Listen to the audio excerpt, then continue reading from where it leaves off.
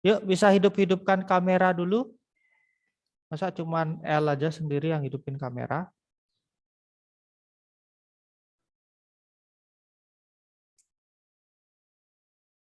Ayo, ayo. Halo, halo, halo. Sudah izin. Oh, izin apa ini?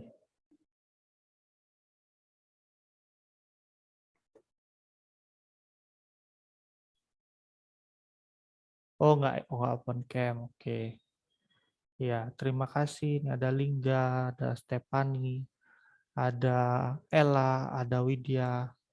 WiFi kemarin rada down. Oh, ya mungkin karena efek hujan apa gimana ya. Oke, ada Kaitlin, Jonathan, Mita juga. Terima kasih. Ya, ini yang kameranya bermasalah terus-terusan ini apa sudah dikonsultasikan belum?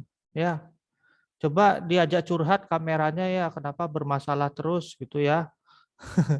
Kasihan ini masa setiap pelajaran kameranya bermasalah ini ya. Jangan minta ganti baru nih. Oke. Sebelum Mister masuk pelajaran, Mister sampaikan dulu di sini masih ada 2 orang yang belum mengumpulkan PTS-nya ya. Masih ada 2 orang yang belum mengumpulkan PTS-nya. Mister harap sini 2 orang ini sebelum nanti jam 9 sudah mengumpulkan begitu ya. Sudah mengumpulkan karena nilai juga harus cepat-cepat dikeluarkan begitu ya. Supaya Mister bisa cek dan Mister bisa nilai. Oke. Kemudian untuk yang di lembar diskusi, di room diskusi tidak ada pertanyaan, jadi kita lanjut aja, kita akan langsung masuk ke pelajaran kita. Tapi sebelum itu kita berdoa terlebih dahulu. Mister bisa minta tolong Velov untuk berdoa. Ya, Oke, teman-teman, mari kita berdoa. Tuhan Yesus, kami mau memulai pelajaran IPA. Tuhan berkati agar kami mengerti apa yang diajarkan oleh Mr. Niko. Dan nama Tuhan Yesus, ya, amin. amin. Terima kasih Velov. Ya, kita sekarang masuk ke zat adiktif di luar narkoba dan psikotropika. Dan bahkan zat adiktif ini mungkin ada yang kita konsumsi sehari-hari. Ya, jadi di sini Mister ambil 4 zat yang paling banyak di apa ya, 4 zat yang memang adiktif bagi orang-orang gitu ya di luar, karena di luar kita suka dengan sesuatu ya. Maksudnya kita misalkan kita kecanduan game, kita kecanduan nonton drakor, kita kecanduan nonton anime, atau mungkin kita kecanduan belanja seperti itu. Nah, itu kan bukan zat ya, bukan benda-benda. Maksudnya bukan zat yang masuk ke dalam tubuh kita dan tidak menyebab apa ya, dan bikin kita kecanduan gitu ya. Tapi ini kita akan bahas zat-zat yang memang masuk ke dalam tubuh kita dan membuat kita kecanduan, alias kita pengen terus saja mengkonsumsi atau ya mengkonsumsi benda-benda ini untuk tubuh kita gitu ya. Kalau kalau kalau kita kecanduan yang lainnya itu kan untuk memenuhi ini ya, kesenangan kita ya, atau batin ya, kesenangan batin kita kan, maksudnya biar enak gitu ya, harus dapat main game, biar perasaannya enak gitu ya, harus dapat nonton, mungkin harus dapat belanja sesuatu mungkin biar perasaannya enak. Nah, itu kan eh, beberapa hal-hal adiktif yang mempengaruhi perasaan. Tapi ini adalah beberapa zat atau bahan-bahan adiktif yang tentunya kalau misalkan tubuh kita nggak dapat bahan-bahan ini, tubuh kita akan merespon dengan berbagai macam gangguan, gitu ya. Nah, gangguan-gangguannya itu macam-macam dan rata-rata semua sama, gitu ya. Pasti kalau nggak pusing-pusing, tubuh terasa lemas atau lebih seperti kurang bertenaga, begitu ya, atau sampai stres. Gitu ya. Stres dalam artian emosi menjadi labil karena tidak memperoleh zat adiktif ini, gitu ya. Oke, kita bahas dari yang pertama, yaitu kafein dulu ya. Kafein.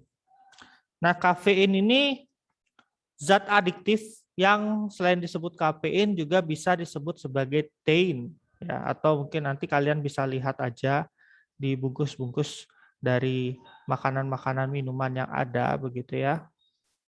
Nah, itu. Nah, kafein ini sendiri terdapat pada beberapa jenis minuman seperti teh, kopi, dan juga coklat. Nah, kalau untuk kadarnya sendiri, kadar kafeinnya itu paling tinggi ada di teh, kemudian dilanjutkan kopi, baru terakhir coklat. Itu pun di apa ya namanya, di dalam kadar yang sama. Maksudnya misalkan ada secangkir teh, ada secangkir kopi, dan juga secangkir coklat. Yang tertinggi itu adalah secangkir teh kafeinnya. Itu ya.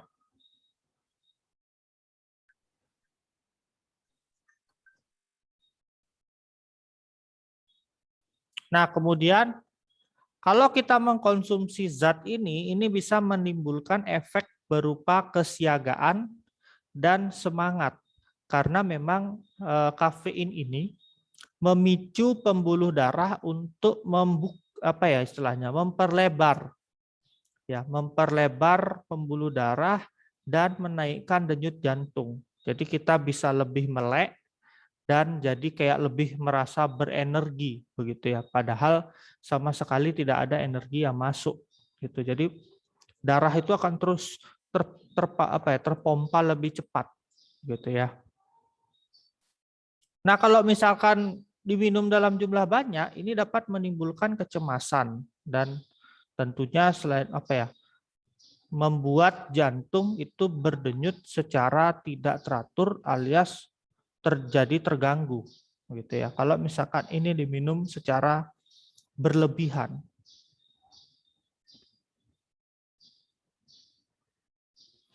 Nah, kalau untuk yang disarankan kita meminum kafein dalam sehari itu hanya 1 sampai 4 cangkir saja.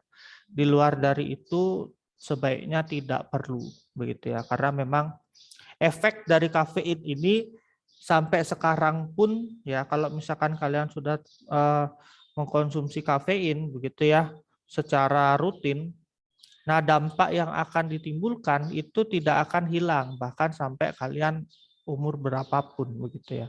Kenapa? Ya karena saya sendiri mengalami begitu ya. Saya sendiri mengalami, ini adalah salah satu zat adiktif yang terkena di tubuh saya begitu ya. Yang berdampak pada tubuh saya begitu. Jadi Mr. Niko sekarang paling enggak sehari itu harus mendapatkan segelas kopi sehari. Kalau misalkan Mr. Niko nggak dapat minum kopi dalam waktu 1 hari, itu respon tubuh yang terjadi di Mister itu ya, nanti Mister bakal pusing-pusing, ngerasa lemes, dan bahkan kepala rasanya seperti dipukul-pukul. Itu efek karena tidak ngopi. Ya awal mulanya sih memang karena orang tua, bukan nyalahin orang tua ya. Tapi dulu memang orang tua Mister itu kerja di bapaknya Mister itu dulu kerjanya di tempat kopi gitu ya. Kalau kalian tahu Excelso, nah di situ bapak saya bekerja di situ. Kemudian setiap ada sisa gitu ya, sisa kopi cappuccino begitu kan, kopi apa begitu ada sisanya, itu kadang dibawa ke rumah gitu ya. Itu kadang dibawa ke rumah dan ya saya mencicip dulu ya, waktu SD dulu pernah nyicip ya. Nyicip rasa kopi itu kok enak banget begitu ya.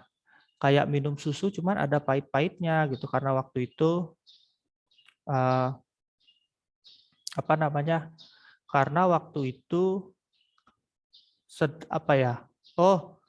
kopinya dibawa kopi cappuccino gitu ya. Nah, itu akhirnya sampai parahnya saya minum kopi. Mulai dari situ saya jadi suka minum kopi tapi nggak sampai seharian gitu ya. Maksudnya nggak harus nggak langsung gitu ya, nggak langsung saya besoknya harus dapat kopi, besok harus dapat kopi gitu, enggak. Nah, parahnya saya ngopi itu waktu saya kuliah. Tuh, parahnya saya ngopi itu waktu saya kuliah karena waktu itu tugas kuliah itu menuntut untuk dikerjakan dalam waktu yang cepat begitu. Sekarang disuruh kerjakan, besok disuruh mengumpul gitu ya. Nah, hitungannya dah tugasnya itu sama seperti kita ngerjain PTS sekarang gitu ya. Nah, itu yang paling mudah loh, itu yang paling mudah. Dan ada yang lebih sulit lagi dan itu harus diselesaikan dalam waktu 1 hari. Tuh. Jadi mau nggak mau Mister harus mendoping tubuh supaya tidak lemas. Akhirnya Mister minum kopi terus-menerus begitu ya. Minum kopi terus-menerus daripada Mister harus minum minuman berenergi. Ya, karena kalau minum minuman berenergi itu sudah masuk dalam kategori stimulan gitu ya. Mister takut kalau misalkan dampak stimulan yang ditimbulkan itu lebih parah begitu ya, karena dulu ada temennya Mister itu kena gangguan jantung karena sering minum extra jos gitu ya. Tahu kan extra jos itu kan salah satu minuman berenergi ya gitu. Jadi Mister kena kopi sampai ngewarnet juga dulu, ngopi juga gitu ya. Padahal dulu waktu SMA ngewarnet nggak pernah minum apapun gitu ya. Paling nggak bekal air minum aja lah, Aqua 1 botol begitu ya. Tapi sekarang bekal-bekalannya kopi gitu ya. Minimal bawa kopi Nescafe 1 kaleng gitu. Jadi minum itu tambah terus minum itu. Nah, sampai akhirnya ya yang terjadi adalah tubuh saya kejang-kejang. Ya, tubuh Mister kejang-kejang, dilarikan ke rumah sakit. Nah, ini ada gangguan gangguan detak jantung. Syukurnya cepat gitu ya, syukurnya cepat dibawa. Jadi Mister nggak terlalu parah gitu ya. Ya untungnya nggak sampai jantung bocor, serius nggak sampai jantung bocor. Cuman saya kejang-kejang begitu aja, gitu ya. Baru dicek ternyata darah Mister itu banyak sekali ada kandungan kafeinnya, gitu. Sehingga menyebabkan detak jantungnya jadi tidak teratur, gitu. Syukurnya sih dikasih obat, ya obat penurun kafein begitu ya. Ya, Mister tidak tahu apa namanya begitu. Pokoknya dikasih obat yang bisa membuat tubuh saya jadi lebih rileks begitu. Tapi memang Mister coba begitu ya untuk nggak ngopi gitu kan, mau langsung cut aja deh gitu, nggak usah ngopi lagi deh gitu kan. Yang terjadi malah yaitu tubuh saya langsung drop begitu ya, malah jadi sakit-sakitan, istilahnya kayak demam, cepet banget kena demam, terus ada orang bersin langsung tiba-tiba saya langsung bersin begitu ya, cepet banget. Akhirnya dikonsultasikan ke dokter lagi, kebetulan ada orang gereja itu yang dokter gitu ya, ditanya, akhirnya oh ini paling enggak harus ini ya, jangan langsung cut kalau misalkan kena kopi begitu, harus pelan-pelan. Jadi sekarang ya saya pelan-pelan ya, pelan-pelan. Pelan-pelan mengurangi ya segelas-segelas jadinya ya. Segelas-segelas dalam waktu sehari. Begitu. Ya ini serius dan ini terjadi sama saya loh ya. Mister, saya pernah baca kalau nggak salah kebanyakan orang Cina suka minum teh, tapi mereka nggak kenapa-kenapa. Nah ini kenapa nggak kenapa-kenapa itu karena mereka minumnya rutin, gitu. Mereka suka minum teh, tapi kan minum apa ya?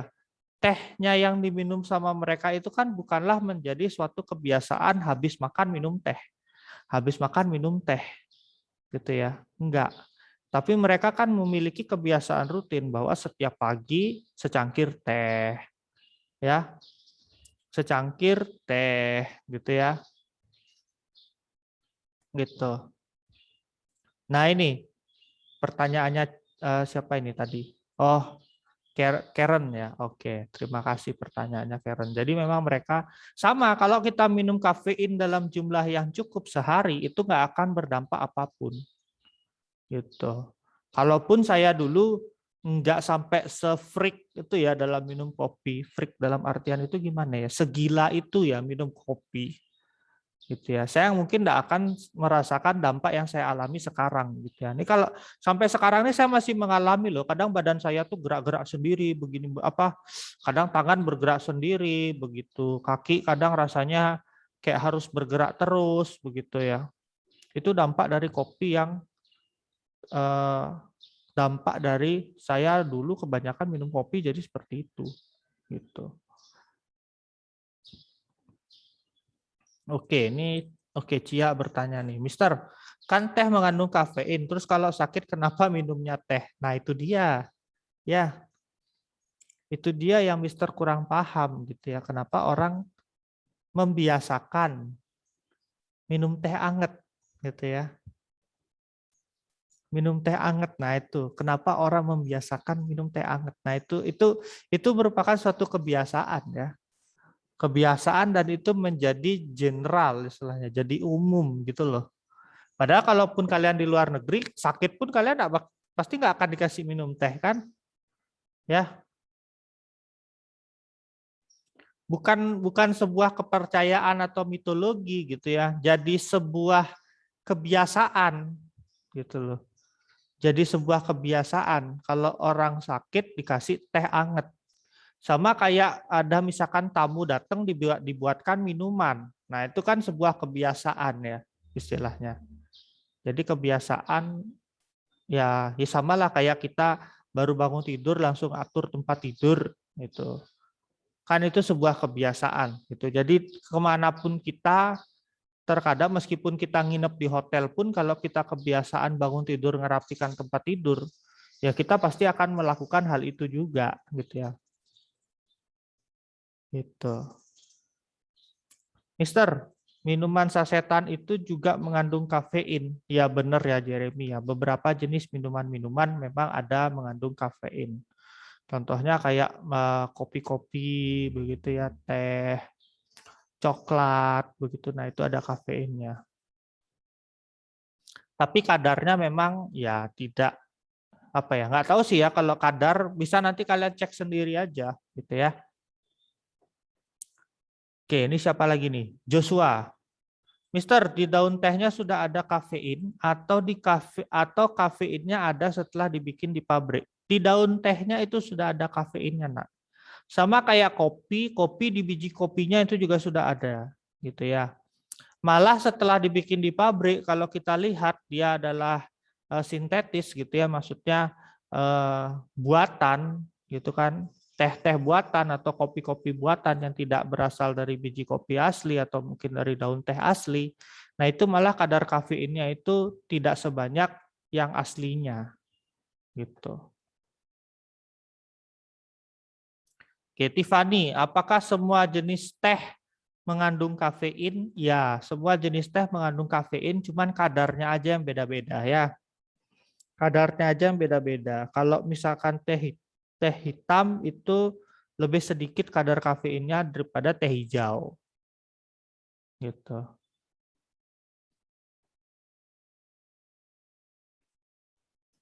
Mister, anak kecil umur 4 tahun boleh minum kopi susu? Boleh-boleh aja sebenarnya. Nah, itu saya pun juga dari kecil saya sudah dikenalkan oleh kopi begitu. Boleh-boleh aja. Cuman kembali lagi ke orang tua masing-masing gitu ya. Kalau sudah dikenalkan jangan sampai dibiasakan. Nah, itu.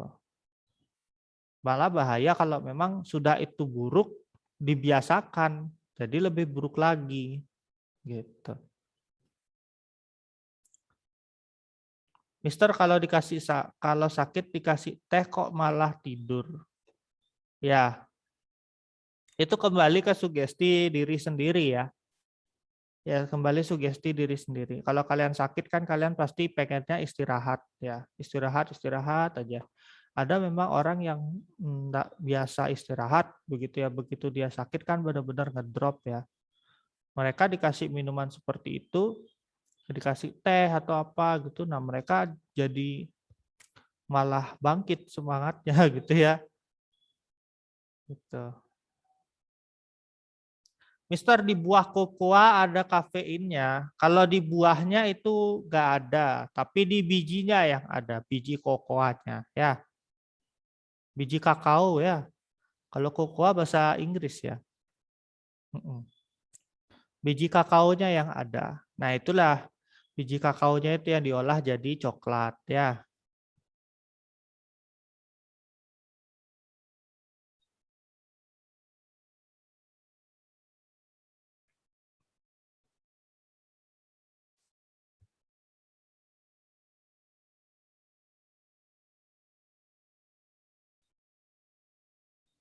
Ya, ada pertanyaan lagi seputar kafein?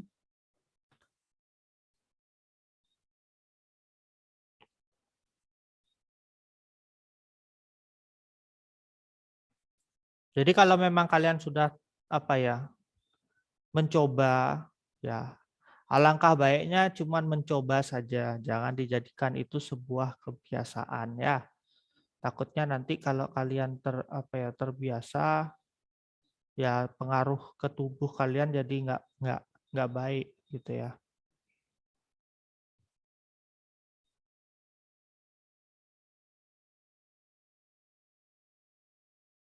Berapa lama efek kafein pada tubuh? Kalau ditanya berapa lama itu kurang tahu juga, Mister ya. Berapa lama efeknya itu juga kurang tahu karena kalau Mister sendiri pun sampai sekarang masih merasakan gitu ya. Karena kan memang karena kita meminum ini, meminum kopi, minum teh itu kan otomatis nanti masuknya ke dalam darah melalui sistem pencernaan. Ya, nanti kita belajar sistem pencernaan, kita akan tahu zat-zat yang kita makan itu semuanya sari-sari makanan atau minuman itu akan masuk ke dalam darah. Itulah yang jadi energi nantinya. Gitu. Nah, kafein pun juga sama. Kafein karena apalagi posisinya cair gitu ya. Cair jadi lebih mudah diserap oleh tubuh. Gitu.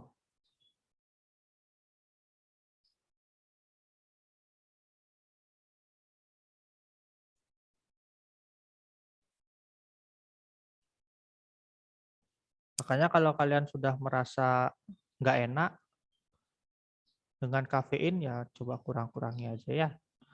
Mister mau nanya, benarkah mengkonsumsi kafein dapat mengurangi resiko terkena diabetes?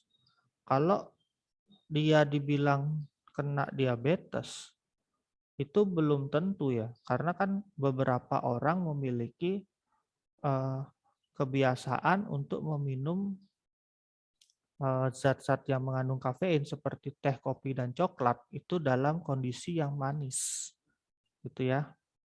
Tapi itu bukan malah mengurangi ya, jadi dia malah menambah diabetes gitu.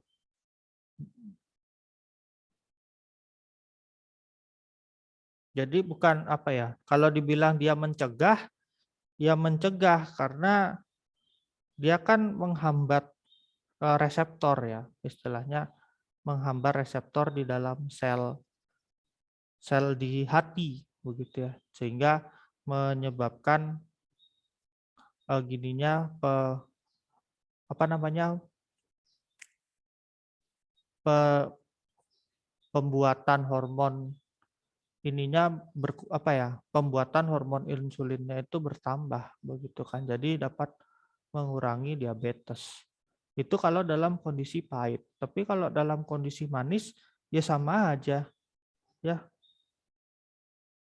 bisa naikin orang diabetes juga gitu ya. Apalagi apalagi diabetes ini adalah penyakit riwayat. Ya, berarti kan penyakit riwayat, jadi dari orang tua akan diturunkan kepada anaknya. Gitu. Saya pun juga dulu bikin kopi memang rasanya manis-manis gitu ya. Bikin kopi memang rasanya manis-manis. Apalagi tahulah kalau orang Bali itu kan minum kopinya secangkir dikit banget ya. Dan itu rasanya kadang manis banget begitu kan. Nah, tapi sekarang karena saya udah beralih jadi orang Jawa kalau minum kopi ya. Jadi langsung segelas gede gitu, yang penting berasa pahitnya. Ya. Tapi setelah bapak saya divonis kena pradiabetes, di situ saya juga langsung mengurangi begitu ya.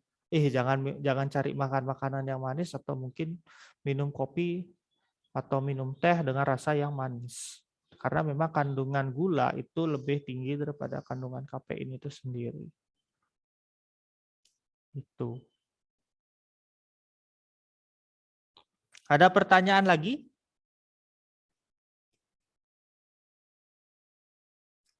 Mantap ya. Setengah jam kita bahas kafein. Oke, saya lanjut dulu ya. Selanjutnya ada alkohol. Nah, alkohol ini mengandung senyawa kimia yang disebut sebagai etanol. Ya. Nah, etanol ini dapat berfungsi kalau masuk ke dalam tubuh begitu ya. Etanol ini dapat menekan sistem susunan saraf pusat, alias dia memperlambat respon saraf begitu ya.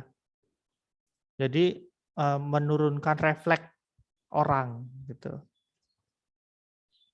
Nah, karena alkohol ini juga dikonsumsi berupa cairan begitu ya, dia akan masuk ke dalam darah dengan cepat ya melalui sistem pencernaan. Sehingga setelah dia masuk ke dalam sistem pencernaan, jadi tidak berselang lama orang yang meminum alkohol itu akan langsung merasakan dampaknya ya. Nah, ini dia. Dampaknya itu adalah ya ini. Bisa menimbulkan perasaan rileks dan mudah mengekspresikan emosi, entah senang, marah, atau sedih. Nah, kalau misalkan dikonsumsi dalam jumlah banyak, ini alkohol dapat menyebabkan hilangnya kendali terhadap keseimbangan tubuh, seperti pandangan kabur, sempoyongan, bahkan tidak sadarkan diri. Nah, itu disebabkan karena etanol tadi. Gitu. Etanol terlalu banyak menekan kerja sistem saraf, sehingga mengurangi kemampuan otak untuk bisa mengendalikan tubuh. Begitu. Ngerti kan? Jadi kan kita pengen melakukan apapun itu kan semuanya dikendalikan oleh otak. Ya kan? Misalkan saya pengen jalan dari kelas C ke kelas saya 9C gitu kan. Dari 8C ke 9C kan atas keinginan di otak ya kan. Tapi karena saya meminum alkohol dalam jumlah yang banyak, itu yang terjadi adalah otak saya tidak sinkron sama badan. Akibat etanol ini gitu ya, etanol ini menekan si sistem kerja di otak begitu. Jadi otaknya belum sempat mikir, tapi tubuh sudah merespon dengan cepat begitu ya. Maksudnya tubuh sudah merespon duluan gitu. Makanya orang kalau misalkan kebanyakan minum alkohol atau alias mabuk gitu ya. Kalau orang mabuk diajak curhat itu semuanya akan dikeluarkan. Kemudian kalaupun dia emosi, marah, dia akan langsung meledak marah-marahnya. Kalau dia nangis, dia akan langsung meledak nangis-nangisnya. Gitu. Beda sama orang yang berhalusinasi gitu ya. Kalau orang yang terkena dampak halusinasi itu kan beda gitu ya. Apa yang dia halusinasikan itu yang biasanya diwujudkan. Gitu kan. Itu yang terjadi di dirinya. Tapi kalau orang alkohol, orang mabuk gitu ya. Nah, itu dia tidak bisa mengontrol apa yang terjadi pada tubuhnya. Makanya kan peredaran alkohol di Indonesia ini kan dibatasi ya, dibatasi. Dan kemudian juga beberapa tindak-tindak kriminal itu kan diketahui juga banyak orang mabuk ya.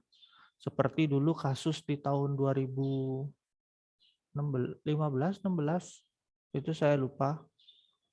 Karena dia mabuk, akhirnya menabrak halte di Jakarta, menabrak halte dan menyebabkan 6 atau 8 orang gitu ya meninggal dunia.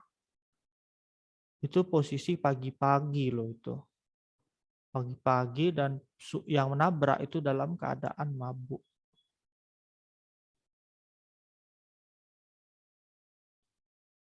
Oke, ini ada yang nanya. Mister mau nanya, kenapa orang mabuk itu cenderung untuk jujur? Ya karena itu tadi, ya. Karena otaknya itu terlambat merespon. Jadi terus dia, maksudnya otaknya ditekan kerjanya, sehingga orang yang mabuk itu dia tidak bisa memiliki kontrol atas tubuhnya. Itulah yang menyebabkan orang mabuk itu cenderung juga jujur. Nah itu lagi, kembali lagi ya. Ini tadi pertanyaannya Karen, kenapa orang kalau mabuk nggak boleh nyetir?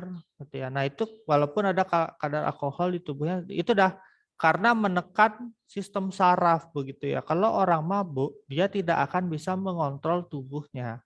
Tubuhnya akan ya seperti bergerak sendiri begitu ya. Saya pernah punya teman yang mabuk, dia seperti itu, dia emosinya meledak-ledak begitu.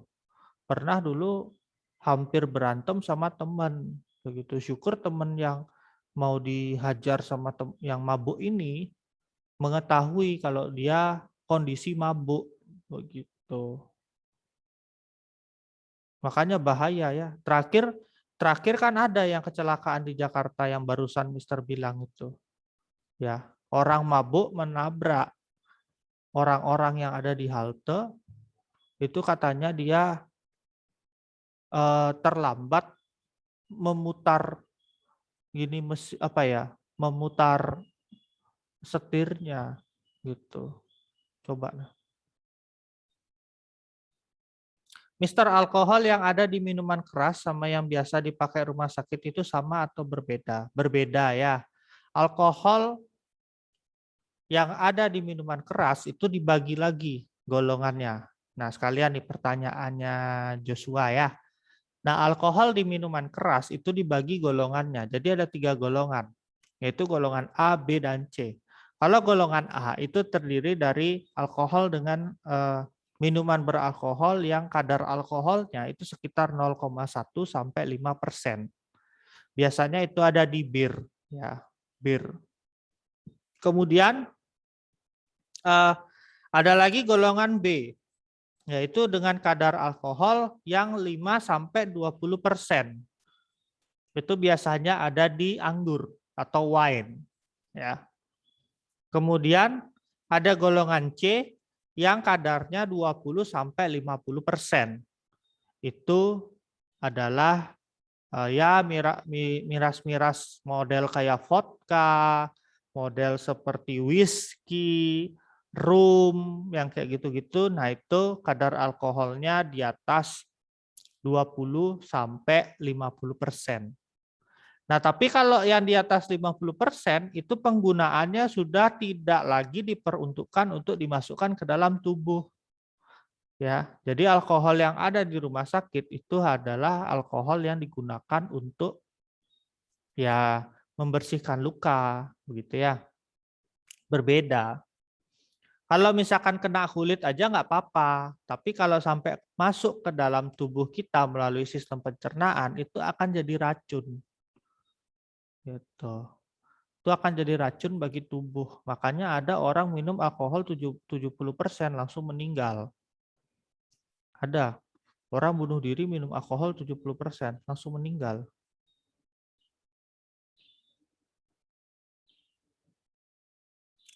Mister, kenapa kalau orang ada masalah pelariannya pasti mabuk? Enggak semua orang ya. Enggak semua orang. Di mana-mana orang minum minuman keras itu awalnya kan coba-coba gitu ya. Awalnya coba-coba, saya pun sendiri pun juga pernah begitu kan. Awalnya saya coba-coba minuman keras, tapi karena saya merasa tubuh saya respon penolakan begitu ya sama tubuh buat nggak usah deh minum minuman keras begitu kan, maksudnya tubuh saya langsung saya demam begitu ya, langsung sakit saya besoknya gitu kan, akhirnya nggak mau lagi minum minuman keras gitu kan. Nah, tapi beberapa orang ada yang memiliki respon menerima begitu loh. Jadi kayak dia kalau dia minum miras itu rasanya rileks tubuhnya, kayak tidak ada beban pikiran begitu ya. Itu sih kata kerabat-kerabat yang memang peminum gitu ya, drunken master istilahnya. Drunken master. Ya itulah kerabat-kerabat yang memang suka minum minuman keras begitu ya. Saya tanya memang seperti itu. Dan ya itu akhirnya dijadikan pelariannya dia. Gitu. Kalau Mister sih ada masalah dengan orang gimana apa gimana ya saya akan tidur ya. Mister sih mending tidur aja udah enak gitu kan. Sambil tidur ya sambil introspeksi diri gitu kan. Terus bangun tidur langsung berdoa begitu, terima kasih Tuhan saya dikasih tidur. Emosi saya jadi lebih enak sekarang gitu ya. Gitu. Mister kan udah tahu alkoholnya tinggi, tapi kenapa masih diperjualbelikan? Kembali lagi ya ke pemerintah. Ya, itu Mister juga kurang tahu sih. Tapi sekarang kan alkohol kan mulai dikurangi ya. Kalau mau membeli pun juga harus ada izinnya. Gitu ya. Kalau membeli pun juga harus ada izinnya, nggak boleh sembarangan. Alkohol 100% ada, Mister, ada. Ada. Itu buat mengawetkan biasanya, pengawet. Jadi misalkan nih kalian pengen apa ya? Kalian punya peliharaan, misalkan kalian punya peliharaan hamster gitu ya. Terus kalian sayang banget sama hamster ini. Sampai kalian tidak tega melihat hamster kalian ini meninggal. Akhirnya supaya kalian bisa melihatnya hamster dan mengingatnya ya kalian awetkan dengan alkohol 100%. Itu ada.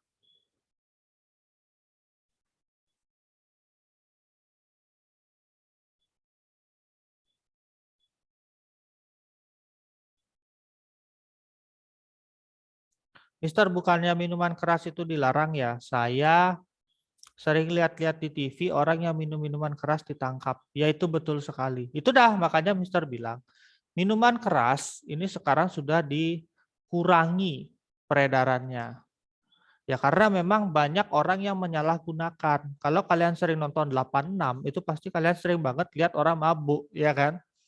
Orang mabuk diinterogasi begitu. Karena memang nggak boleh mabuk di tempat umum itu nggak boleh. Itu sudah ada larangannya itu, tidak diperkenankan untuk minum minuman keras di tempat-tempat umum. Gitu. Biasanya kan orang minum minuman keras kan ya model kayak whisky, wine, vodka itu kan khusus untuk kalangan-kalangan menengah ke atas yang memang memiliki acara tertutup gitu kan istilahnya, acara tertutup yang memang private begitu kan. Nah, itu kan tidak akan mengganggu ketertiban umum begitu ya. Makanya masih bisa diperjualbelikan. Alkohol panas, salah. Alkohol itu nggak panas, tapi alkohol itu dingin. Coba deh, kalian punya alkohol 70%, tuangin aja di tangan, pasti dingin. Tapi jangan dimasukin ke tubuh ya, mabuk. Kalau nggak di tempat umum boleh. Ya boleh. Cuman ya gitu kembali lagi, harus cukup umur ya. Ini lagi pertanyaan yang sama nih, kenapa banyak yang jual? Kok bisa dingin, Mister? Karena dia mudah menguap. Mudah menguap tuh alkohol tuh. Kalau misalkan nih, alkohol sama air sama-sama dipanesin, yang lebih cepat jadi gas itu alkohol. Dia massa apa ya dibilangnya, massa jenisnya kecil, lebih kecil dari air.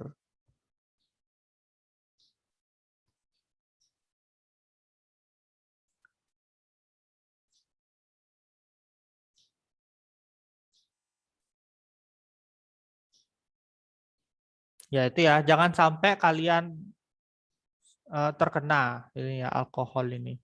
Apalagi sampai ya menjadi sebuah kebiasaan. Karena ini ya, Mister juga melihat dari orang-orang di sekitar Mister juga. Ya, beberapa memang kan ada yang peminum begitulah. Karena Mister kan bergaul pun dengan siapa saja begitu ya, asalkan enak ngobrol ya bergaul lah. Mister tidak memandang apa latar belakang gitu ya. Ada nih beberapa kerabat yang memang meninggal akibat miras gitu ya. Rata-rata memang nggak langsung gitu ya ketika dia minum miras dia meninggal, enggak. Tapi itu adalah sebuah kebiasaan dari mereka ketika mereka sering-sering meminum minuman keras akhirnya merusak bagian tubuhnya. Pokoknya rata-rata orang yang kena miras itu pasti mengalami gangguan hati. Entah dia kena lever kah, sakit kuning, kayak gitu. Atau mungkin radang ya, peradangan hati, atau mungkin di sistem pencernaan, peradangan usus, seperti itu ya.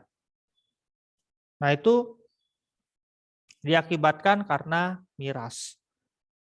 Coba deh, ya Mister sih taunya ya memang ada waktu itu memang ada masih saudara gitu ya, saudara meninggal karena ya itu dah dia pecandu alkohol begitu kan.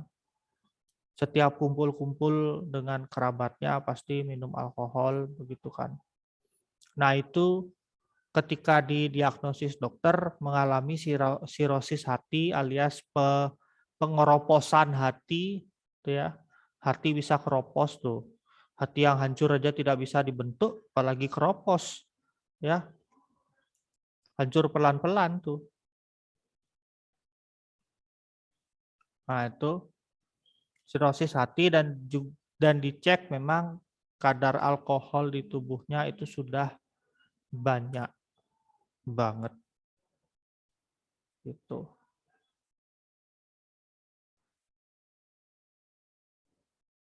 Oke, ya Mister pesen ke kalian jangan sampai lah. Oke, lewat. Nah, selanjutnya rokok. Rokok ini mengandung 4.000 komponen berbahaya. Tapi 3 komponen utama yang paling banyak di rokok itu ada karbon monoksida, nikotin, dan tar. Nah, karbon monoksida ini adalah zat atau udara yang seharusnya ada pada asap kendaraan. Iya benar, karbon monoksida mematikan, Mister. Benar banget, mematikan. Ya, karena karbon monoksida ini adalah gas beracun. Salah satu penyebab utama kematian akibat sistem pernapasan. Paling banyak, bukan yang terbanyak ya, tapi termasuk yang maksudnya termasuk dalam kategori pembunuh orang gitu ya. Zat yang dapat membunuh orang akibat gangguan paru-paru. Nah, itu adalah karbon monoksida ini. Dan ini ada pada asap atau udara pembakaran udara hasil pembakaran dari tembakau itu sendiri. Oke ya. Jadi ya itu dah. Kalau misalkan orang menghirup karbon monoksida, ini akan cepat langsung diikat oleh darah. Jadi kan di sel darah merah kita itu kan ada yang namanya hemoglobin ya. Kalau kalian masih ingat dulu di SD pernah dijelasin, hemoglobin itu kan ini ya zat atau protein yang dapat mengikat udara, terutama oksigen dan juga karbon dioksida. Nah, kalau misalkan karbon monoksida ini ikut terhirup bersama dengan oksigen yang kita hirup di udara bebas, itu juga akan diikat oleh si hemoglobin. Itu diikat oleh si hemoglobin, menumpuklah di paru-paru, menyebabkan paru-paru menjadi meradang, dan akhirnya orang-orang banyak yang terkena sesak, pneumonia, seperti itu ya. Pokoknya penyakit-penyakit paru-paru hingga akhirnya menyebabkan kematian. Begitu. Nah, ini ya ada pertanyaan juga dari Karen ya. Mister, kalau misalkan kita mencium asap rokok itu kan dibilang perokok pasif. Nah, terus kalau kita terlalu sering mencium asap rokok itu bisa menimbulkan dampak negatif nggak? Nah, itu dia. Perokok pasif ini lebih rentan mengalami kematian ketimbang perokok aktif. Nih, Mister sampaikan nih ya ke kalian. Perokok pasif itu lebih rentan mengalami kematian ketimbang perokok aktif. Karena perokok aktif itu kan hanya menghirup gas CO2-nya, kemudian langsung dihembuskan sebanyak-banyaknya, begitu kan CO-nya. Nah, sedangkan perokok pasif yang ada di sekitarnya itu dia kan langsung menghirup semua gas CO yang masuk dari udara. Gitu kan, dari udara sekitar. Nah, jadi kadar CO yang masuk dari perokok aktif dan perokok pasif itu lebih banyak perokok pasifnya. Sehingga ya itu udah banyak orang yang perokok aktif itu kalau misalkan ada keluarga di sekitarnya gitu ya.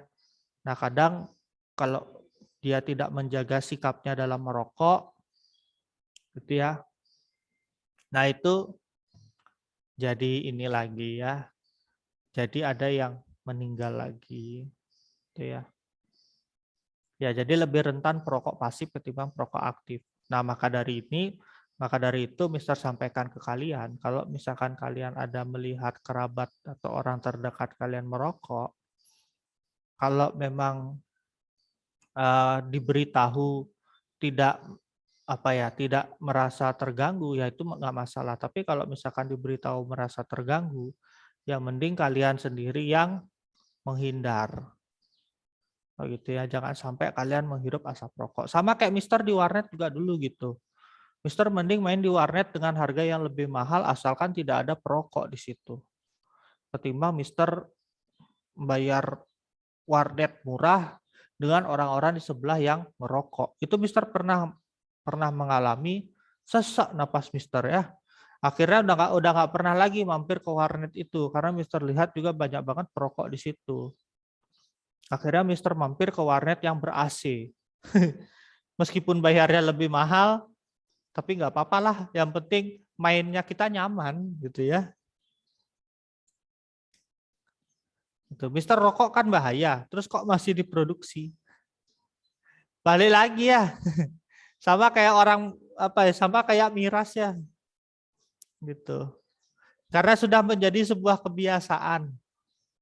Dan juga nih ya, bagi ya syukurnya sih kalian mungkin lingkungan kalian orang-orang baik gitu ya. Tapi di dalam lingkungan terutama lingkungan-lingkungan yang ya istilahnya lingkungan-lingkungan pergaulan terutama dalam pergaulan laki-laki. Nah, itu ada suatu ini ya. Ada suatu hal begitu ya yang membuat kalau misalkan nggak ngerokok itu artinya kamu nggak laki. Gitu. Saya sendiri pun pernah mengalami itu ya waktu saya masih sekolah. Dulu teman-teman pada kumpul-kumpul mereka merokok gitu ya. Tapi saya sendiri ya saya pun juga pernah mencoba begitu ya. Tapi nggak sampai. Syukurnya nggak sampai kena begitu. Karena saya nyoba rokok sedikit saya udah batuk-batuk. Sampai akhirnya saya udahlah nggak mau ngerokok lah gitu. Sampai saya dicap cupu sama teman-teman gitu ya. Ih cupu gitu. Ya sudahlah. Yang penting Tuhan masih sayang sama saya begitu kan. Nggak apa-apa lah saya dianggap cupu gitu ya. Gitu. Jadi memang ya berbahaya. Mister mau nanya bagaimana kerusakan paru-paru yang diakibatkan oleh asap. Jadi ini lagi ya, karbon monoksida ini masuk ke tubuh kita itu kan melalui organ pernapasan ya. Organ pernapasan.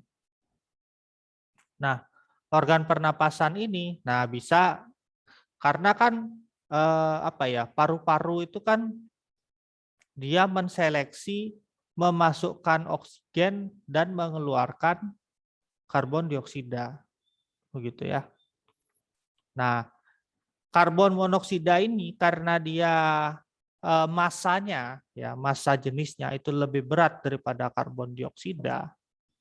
Jadi dia tidak semuanya dikeluarkan ke udara. Maksudnya ketika kita menghembuskan napas, gitu, nggak semua karbon monoksida itu keluar. Sedangkan karbon dioksida karena lebih ringan dia keluar. Sisanya nyangkut di dalam paru-paru. Gitu. Menumpuk di situ mengakibatkan mengakibatkan penumpukan sehingga menutup saluran paru-paru di situ, menutup saluran tempat pertukarannya si paru-paru. Gitu, tempat pertukaran udaranya si paru-paru. Gitu. Jadi lama-kelamaan paru-paru menjadi disfungsi alias tidak bisa berfungsi. Nah, kalau kalian pengen coba tahu bagaimana kondisi paru-paru ketika orang merokok, ya silahkan kalian coba aja bikin eksperimen sendiri di rumah. Kalian tinggal beli rokok, kemudian beli botol yang masih kosong, botol plastik yang masih kosong, yang agak tebal ya, biasanya botol Coca-Cola ataupun botol Sprite, begitu ya. Nah, dalamnya dikasih tisu, kondisi kering loh ya, dalamnya dikasih tisu, kapas boleh, kapas, tisu juga boleh sih. Nah, itu silakan kalian lubangi. Nah, kemudian kayak bikin simulasi orang menarik napas dan juga menghembuskan napas. Jadi kalian tinggal pencet-pencet itu, botolnya. Nah, itu nanti akan kapas atau tisu yang di dalam botol itu nanti akan berubah warna dari yang warna putih menjadi warna kuning atau bahkan sampai warna hitam. Nah, itu karena ada penumpukan dari gas karbon monoksidanya di situ. Nah, itulah yang menyebabkan radang paru-paru, kemudian pneumonia kalau udah parah, bahkan sampai sesak napas. Itu yang gejala ringan. Gitu. Nah, yang endingnya ya udah bertemu Bapa di surga endingnya ya.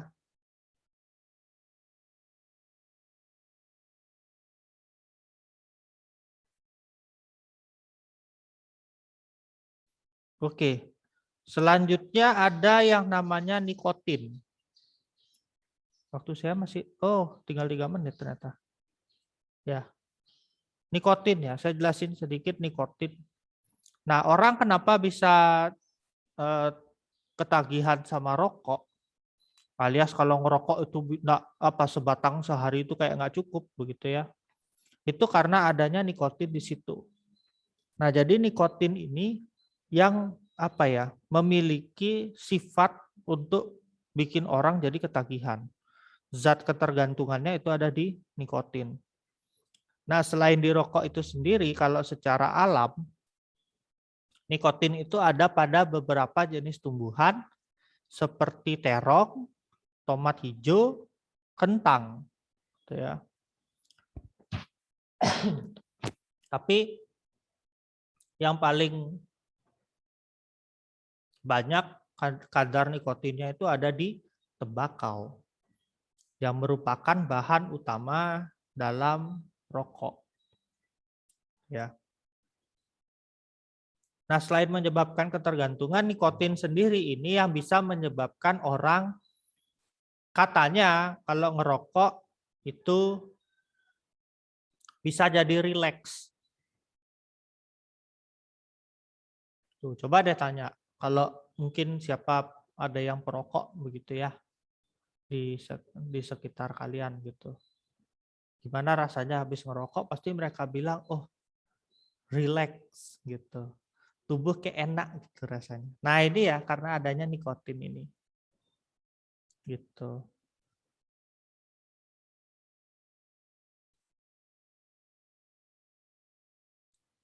Nah nikotin ini sendiri juga karena dia ringan begitu ya. Karena dia ringan dia tidak mudah tersangkut di paru-paru, melainkan dia akan bisa dikeluarkan, begitu ya. Keluar ketika dia keluar kembali, baik itu dalam wujud udara di lingkungan luar, itu akan bisa menempel pada menempel pada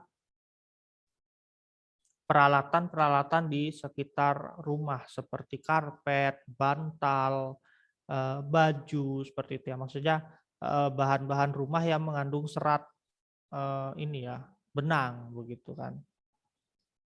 Akan mudah menempel di situ sehingga dapat ya terhirup juga bagi orang-orang yang ada di sekitar, terutama perokok pasif. Ya.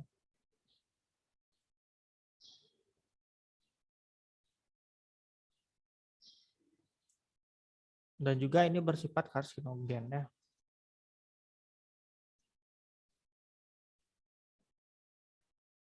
Oke. Karena waktu sudah menunjukkan 11.30, ya kita akhiri pertemuan kita. Terima kasih ya kalian aktif banget ini bertanyanya. Ya. Jadi banyak juga informasi yang bisa diperoleh.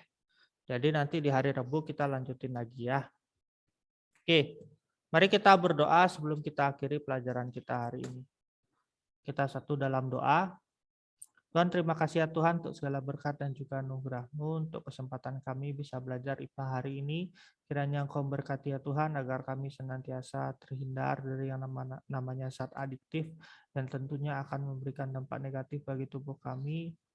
Kiranya Engkau berkati ya Tuhan untuk pelajaran selanjutnya, berikanlah kelancaran dan berkati kami agar kami tetap semangat mengikuti pelajaran hari ini. Inilah yang menjadi doa dan ucapan syukur kami ya Tuhan. Dalam nama Tuhan Yesus kami sudah berdoa. Amin. Oke, terima kasih. Tuhan Yesus memberkati. Miss mau nyanyi. Selamat datang di apa? Janganlah tegang sekali anak-anak. Weh, Miss Tirni langsung takut loh.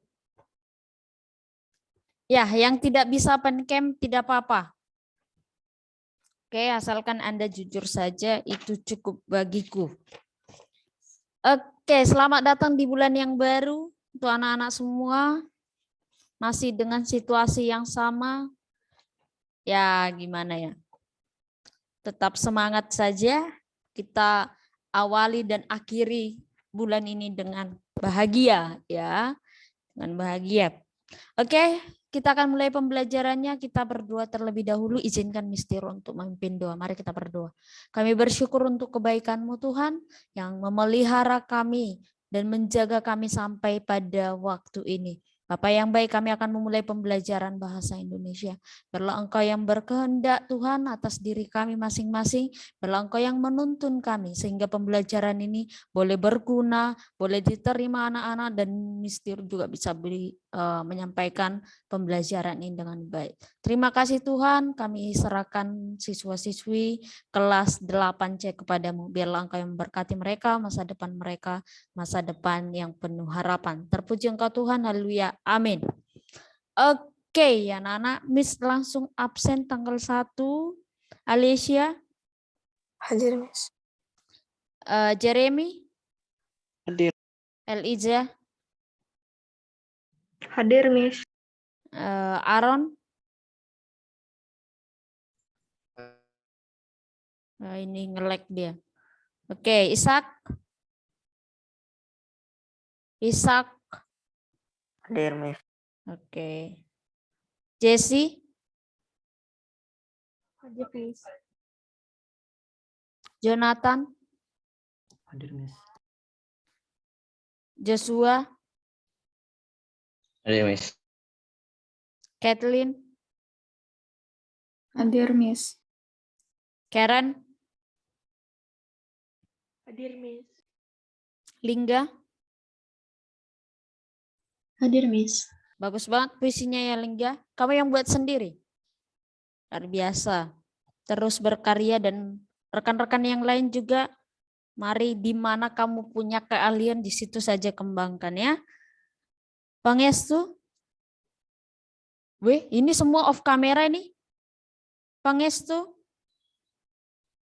Ada Pangestu? Nggak ada. Satwika, Hadir, Miss. Rafaela, Hadir, Miss. Salomita, Hadir, Miss. Stefani, Hadir, Miss. Tiffany, Hadir, Miss. Pilov, Hadir, Miss. Widya. Widya. Ada. Hadir, Miss. Yovani Olivia.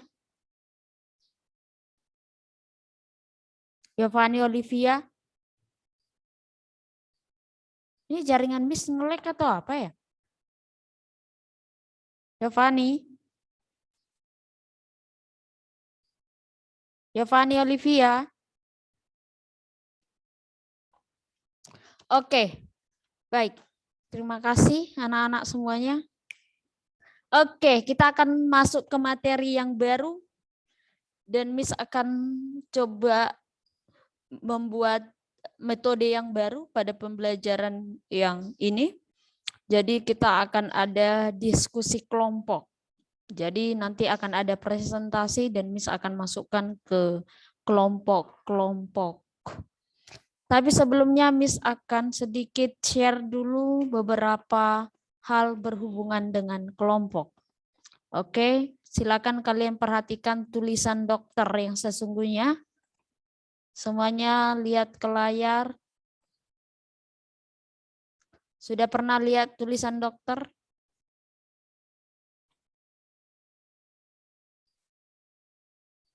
Oke, sudah. Tapi inilah dokter yang sesungguhnya. Ya. Oke. Ini kenapa ini? Kok nggak bisa? Oke. Oke. Baik. Anak-anak, Miss akan menyampaikan perihal tentang tugas kelompok atau kerja kelompok namanya. Atau diskusi kelompok. Ya sah-sah saja yang manapun. Intinya berkelompok. Nah, topik kita ini tulisan dokter, silakan dilihat. Kita akan membahas mengenai teks eksposisi.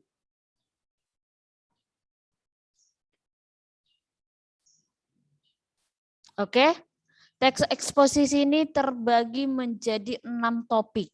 Jadi nanti siapa kelompok 1, dia akan dapat bagian yang pertama, kedua selanjutnya. Oke?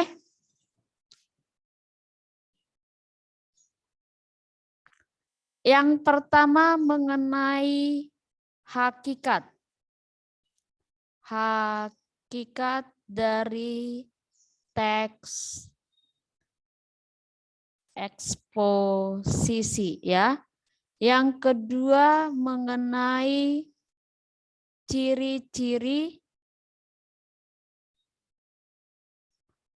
teks eksposisi.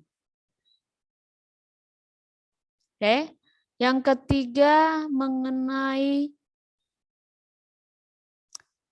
unsur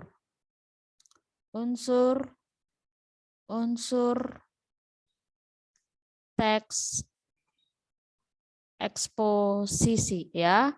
Lalu yang keempat perihal mengenai jenis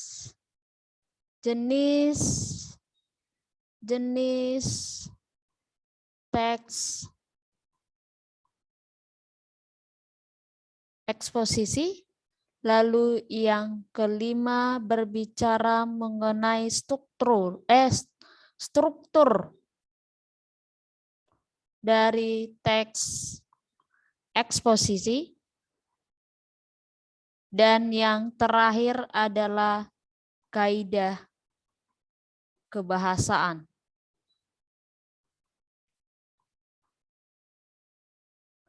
Teks eksposisi. Oke. Jadi ke-6 topik ini. Nanti Miss akan masukkan ke kelompok Lalu anak-anak kalau dapat kelompok 1 maka kamu bahas nomor 1, 2, 3, 4 dan lain sebagainya. Lalu Miss akan sampaikan beberapa hal sebentar. Miss geser dulu ini.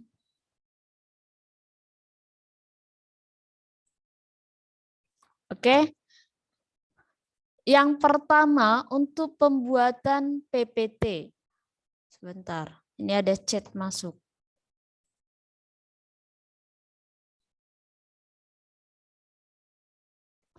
Oh, nanti Alicia nanti akan Miss minta satu akunnya dikeluarkan sebentar. Atau gimana ya?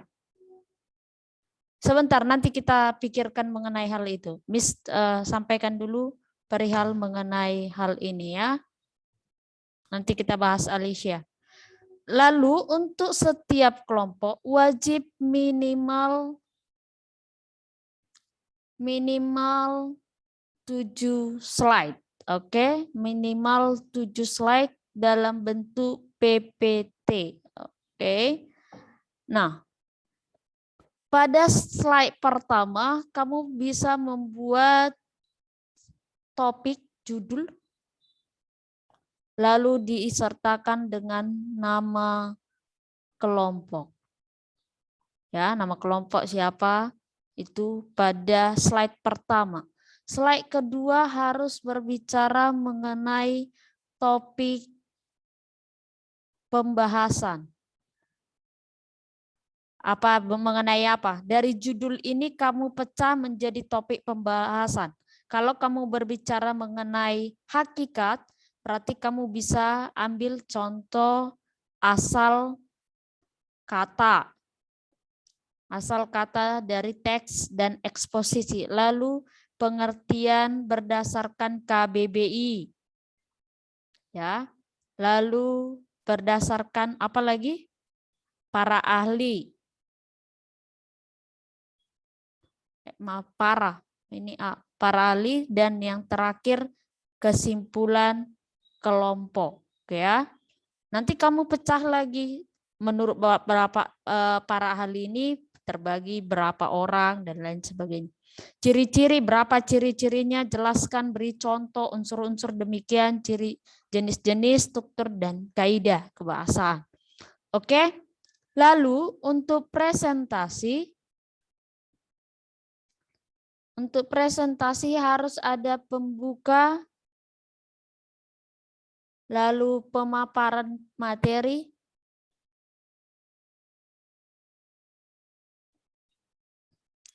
terakhir penutup itu berupa kesimpulan presentasi, ya. Itu wajib ada. Pembukaan ini bisa salam, perkenalan kelompok, ya. Perkenalan kelompok juga bisa ada game, contoh mau buat game boleh, atau nanti di akhir buat kuis singkat. Ya, silakan sekreatif mungkin. Oke, silakan kalian mungkin screenshot termasuk yang paling utama ini. Ya, yang paling utama itu adalah topiknya ini supaya bisa nanti tidak tanya-tanya lagi. Tidak ada lagi yang bertanya-tanya. Topiknya apa, Miss? Ingat, kelompok 1 dia membahas nomor 1. Ya, nanti kalian lihat sendiri kalian kelompok berapa. Nomor 2 dibahas oleh kelompok 2. Paham? Ada pertanyaan? Ada pertanyaan? Halo, ada orang? Tidak ada, Miss. Oke, baik. Miss akan... Tidak ada, Miss. Oke. Alicia, satu akunnya tolong dikeluarkan dulu, nanti join setelah masuk ke kelompok-kelompok. Supaya bisa nanti, silakan yang ada suaranya aja dulu kamu. Oke, aman ya? Berarti ada 20 peserta didik, ini 19 yang lain. Oke, Miss, kebetulan ada pertanyaan. Miss, berarti presentasi satu kelompok 1 hari. Bisa jadi.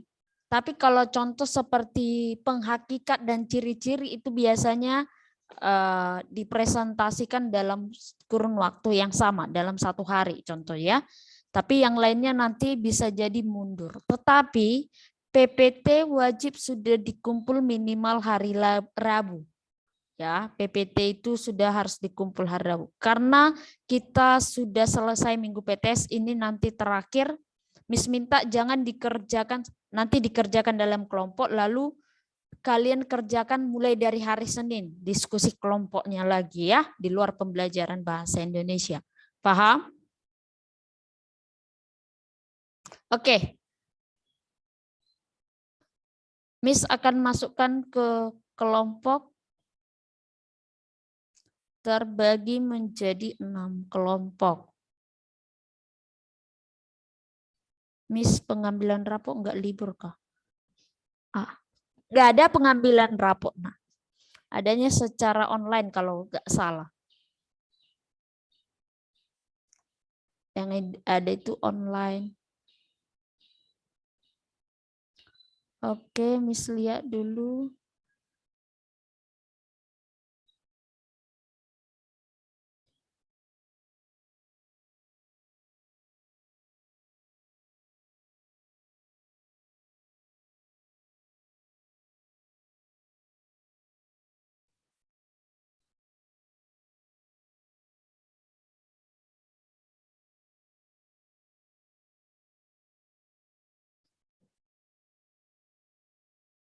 Sebentar.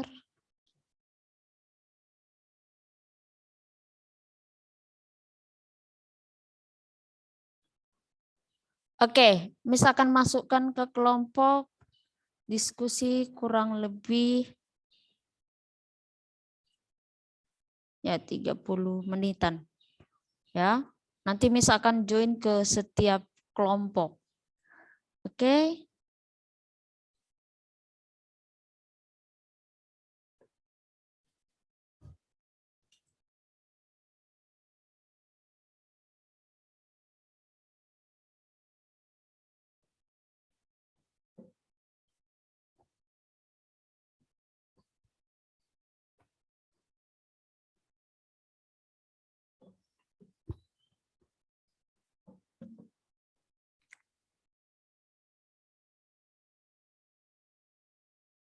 Joshua, silakan join.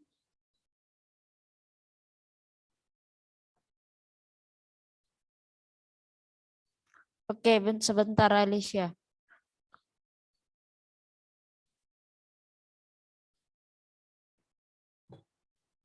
Kamu kelompok 6 ya?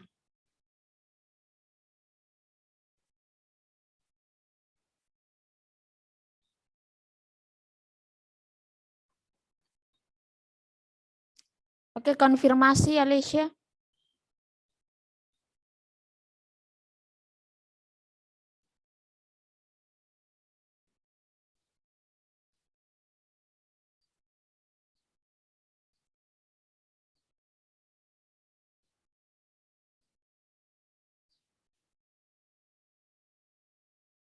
Kelompok 5. Bisa dengarkan Miss Tiur? Bisa, Miss. Oke, bagaimana, ada pertanyaan kelompok 5? Sudah ada diskusi? Sudah, Miss. Oke, Widya kamu jadi ketuanya, silakan koordinasi kelompokmu, diarahkan diskusinya seperti apa, oke? Ya, Miss.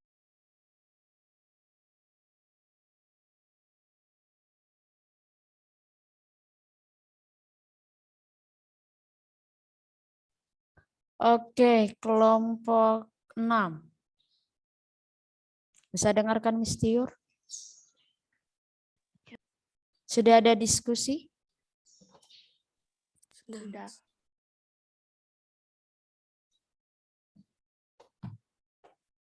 Oke. Silakan anak-anak. Ya apa ini? Alicia ketuanya ya. Alicia nanti yang akan ngirim PPT-nya ke Miss Tiur. Silakan diskusinya dilakukan mau lewat langsung atau kamu lewat WA dan lain sebagainya, silakan. Oke. Baik, silakan Miss tinggal mau lihat kelompok lain.